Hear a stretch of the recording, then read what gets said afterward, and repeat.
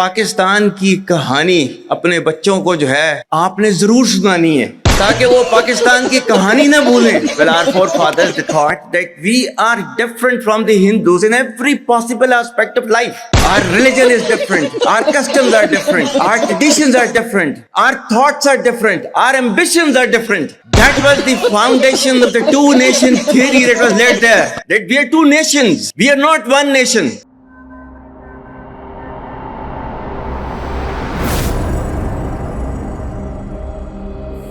Hello नमस्कार सत श्री अकाल अस्सलाम वालेकुम. कैसे हैं जनाब? बिल्कुल सही बोला असीम मुनीर ने कि तुम्हें अपने बच्चों को पाकिस्तान की कहानी जरूर सुनानी है कि जो मुल्क इस्लाम के नाम पर बना था वो इस्लाम के नाम पर किस तरीके से बर्बाद हो रहा है. ये कहानी तुम्हें अपने बच्चों को जरूर सुनानी है. तो साथियों, खैबर पख्तूनख्वा में एक बार फिर एक आत्मघाती हमला होता है. पता नहीं क्यों इस हमले से मुझे भी भारत में किए गए एक हमले की याद आती है जो इन्हीं लोगों ने करवाया था. तो साहब, आर्मी का कॉन्वॉय जा रहा था, वहां पर एक आदमी 800 केजी एक्सप्लोसिव लेके आता है और उनके कॉन्वॉय की एक गाड़ी को आके हिट करता है. धमाका होता है और लगभग जो जानकारियां आ रही हैं वो 15 से 20 पाकिस्तान के फौजी हलाक हुए हैं, मारे गए हैं, उसकी आ रही हैं. क्योंकि आसपास यहां पर एक लोकेलिटी भी थी, कई सिविलियन इंजर हुए हैं और कई बच्चे भी यहां पर इंजर हुए हैं. और साहब, जिम्मेदारी किसने ली है? हाफिज गुल बहादुर ग्रुप. ये जो तहरीके तालिबान का एक और स्प्लिंटर ग्रुप है, माने ग्रुप के अंदर ग्रुप होते हैं. जब अपनी ऑर्गेनाइजेशन में मन नहीं लगता तो ये एक नया अपना एक टेरर ऑर्गेनाइजेशन बना लेते हैं. तो हाफिज गुल बहादुर ग्रुप ने इस घटना की जिम्मेदारी ली है. हाफिज का मतलब वो होता है साथियों जिसने कुरान शरीफ हिफ्ज कर रखा हो, यानी पूरा कुरान शरीफ जिसको याद हो, पहले से लेके आखिरी तक वो एक सांस में पूरा कुरान शरीफ पढ़ के सुना दे माशाल्लाह. तो उन मौलाना साहब ने ये ग्रुप बनाया है जिसकी जिम्मेदारी उन्होंने ली है फौजियों को मारने की. फिर उसके बाद भाई कहते हैं कि मजहब के साथ आतंक को ना जोड़ो. तो साहब, जब ये 18 लोग आज मरे ये फौजी, तो इन्होंने आरोप लगाया है भारत पर कि साहब ये सब भारत करवा रहा है. और भारत ने जाहिर सी बात है इसका खंडन किया है. अच्छा, भारत करवा रहा है तो वो करवा तो मुसलमानों के हाथों रहा है ना, मुसलमान मर रहे हैं ना भैया. यहां तो देखो दूसरा मामला है. यहां अगर तुम करवा रहे हो तो तुम्हारे मुसलमानों के जो मुसलमान आतंकी तुम भारत में भेजते हो, फर्क देखिएगा साहब, क्या पकड़ के लाया हूं, वो गैर मुसलमान को अधिकतर मारते हैं. चाहे वो कोई वहां पर कश्मीरी पंडित हो, अधिकतर हैं, या वहां पर फौजी हो, चाहे पहलगांव वाली किस्सा हो, चाहे अमरनाथ पर गोलियां चलानी हो यात्रा पर, बस की यात्रियों पर, वो उनको मारते हैं. तो ये मैनेज करना तो बड़ा आसान है, कौम के नाम पर, मजहब के नाम पर, बहुत आसान है. लेकिन ये सोचो तुम कि भारत ये कैसे मैनेज कर लेता है कि मुसलमानों के हाथों वहां मुसलमान को मरवा देता है. ये फर्क नहीं देख रहे. इसकी तुलना अगर हम हिंदुस्तान के आतंक से करें जो तुम हमारे देश में मचा रहे हो, ये वैसी हुई कि तुम हिंदुओं के हाथों यहां पर हिंदुओं को मरवाओ. पॉइंट है, ये तुम कभी ना कर पाओगे. इसका मतलब कहीं ना कहीं कौम में फर्क, कोई कमी है, कोई बात है. क्योंकि वहां से भी जो कौम आ रही है वो यहां पर गैर मुसलमान को गैर मुसलमान कह के मार रही है. यहां से अगर हम तुम्हारी बात मान लें 2 कौड़ी के, क्योंकि अमेरिका और चाइना ने हाथ रख के तुमको 2 कौड़ी का कर दिया, वैसे तुम फूटी कौड़ी के हो, और यहां से जो हम ये सब करा रहे हैं वहां भी हम मारने के लिए मुसलमान को ही खड़ा कर रहे हैं. यानी दोनों तरफ मारने का काम मुसलमान का है. पॉइंट है ना. तो साहब, ये इन्होंने भारत पर आरोप लगाया है और भारत ने उसका खंडन कर दिया है. अच्छा, ये जो खैबर पख्तूनख्वा की जो मुसीबत थी, ये अधिकतर कब शुरू हुई थी? ट्राइबल एरिया है, फेडरल एडमिनिस्ट्रेटेड ट्राइबल एरिया ये कहलाता है वहां का. ये कब शुरू हुई थी? ये अधिकतर तब शुरू हुई थी जब 9/11 होता है. छोटा सा इसका बैकड्रॉप बता दूं.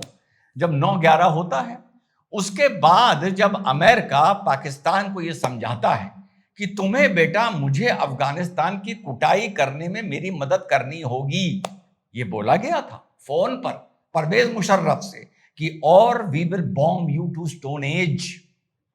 तो ये उनकी अमेरिका के साथ बैठ गए और इन्होंने उनकी अफगानिस्तान के अल कायदा के खिलाफ मदद करने में इन्होंने हामी भर ली और मदद करनी शुरू कर दी। पैसा वैसा कुछ मिला होगा। ये बिकते बहुत जल्दी हैं, जैसा मैंने आपको बताया था, बिकते बहुत जल्दी हैं और बिचते बहुत जल्दी हैं। समझ गए ना आप इस देश का कैरेक्टर। तो साहब जब अमेरिका ने अफगानिस्तान पर बॉम्बिंग करनी शुरू करी तो ये जो अल कायदा के लड़ाके थे, ये 2004 की बात बता रहा हूं आपको, ये भाग के यहां पर खैबर पख्तूनख्वा आ गए थे।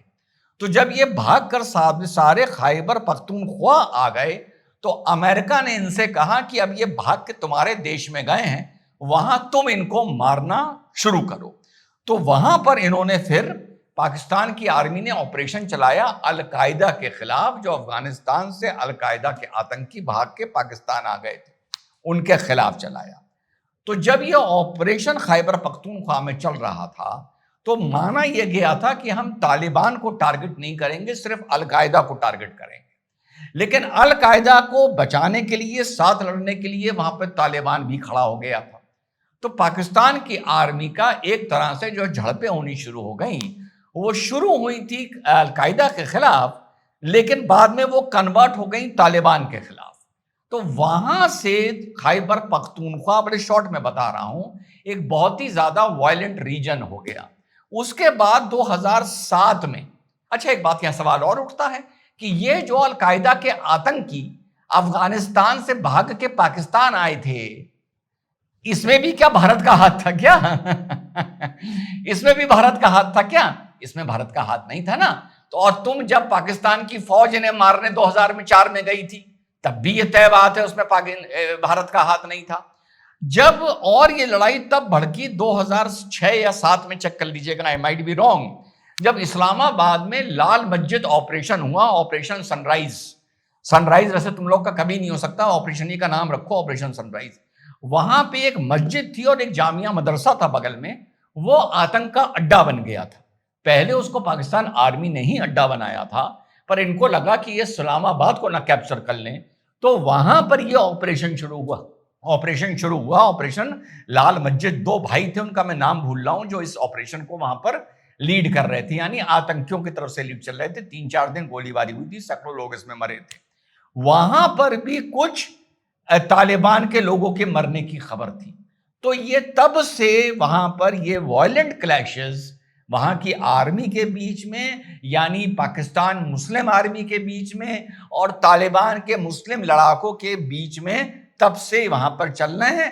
लाल मस्जिद में भी उधर से भी गोली चलाने वाले माशाल्लाह मुसलमान मौलाना थे, और इधर से भी गोली चलाने वाले माशाल्लाह पाकिस्तान के मुसलमान थे, और माशाल्लाह दोनों सुन्नी मुसलमान थे, अहले किताब थे, अहले हदीस थे, अहले कलमा थे, अहले नबी थे, लेकिन एक दूसरे को मार रहे थे। अब इसमें जो शुरू में मैंने आपको सुनाया, यार ये बताओ, हिंदुस्तान एक काफिर मुल्क आ कैसे सकता है बीच में? या यूं कहो कि मुसलमान को भड़काना और उससे मरवाना बहुत आसान है। चाहे मुसलमान के हाथों मुसलमान को मरवाओ, चाहे मुसलमान के हाथों 7 अक्टूबर में यहूदियों को मरवाओ, चाहे मुसलमान के हाथों 22 अप्रैल को पहलगांव में मरवाओ, चाहे पैसा देके मुसलमान को मुसलमान से मरवाओ। यानी हर जगह लगभग एक चीज कॉमन है, लगभग हर जगह मींस 98%, मारने वाला हमेशा मुसलमान है यार। ये बात समझ में साथियों वाकई नहीं आती है। और दूसरा इसका जो रीजन है, जो तहरीके तालिबान है वो कह रहा है हम पाकिस्तान को एक शरियाई मुल्क बनाएंगे, पूर्णतः एक इस्लामिक स्टेट बनाएंगे। तो यार फिर प्रॉब्लम क्या है? बना लो ना शरियाई, शरीयत में तो कोई प्रॉब्लम ही नहीं है, इस्लामिक स्टेट में तो कोई प्रॉब्लम ही नहीं है ना, सब यही कहते हैं ना। तो फिर पाकिस्तान क्यों नहीं बना रहा? वो इस मारे नहीं बना रहा क्योंकि मुसलमान को भी पता है कि शरीयत में क्या प्रॉब्लम आएगी। जब पाकिस्तान पूरा शरीयत मुल्क हो जाएगा, जितना भी पाकिस्तान है, जैसा भी है, बिक जाता है, बिछ जाता है, वो जैसा भी है वो उससे भी ज्यादा बर्बाद हो जाएगा।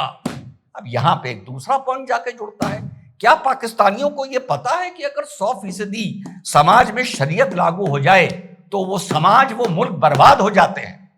ये दूसरा पॉइंट है, ये मैं नहीं कह रहा, क्योंकि जो तालिबान पाकिस्तान की आर्मी से, सरकार से मांग रहा है, इस्लामी चीज मांग रहा है ना, तो दे दो। नहीं दे रहे, क्यों नहीं दे रहे? ये बहुत बड़ा सवालिया निशान है। जय हिंद, वंदे मातरम, खुदा हाफिज।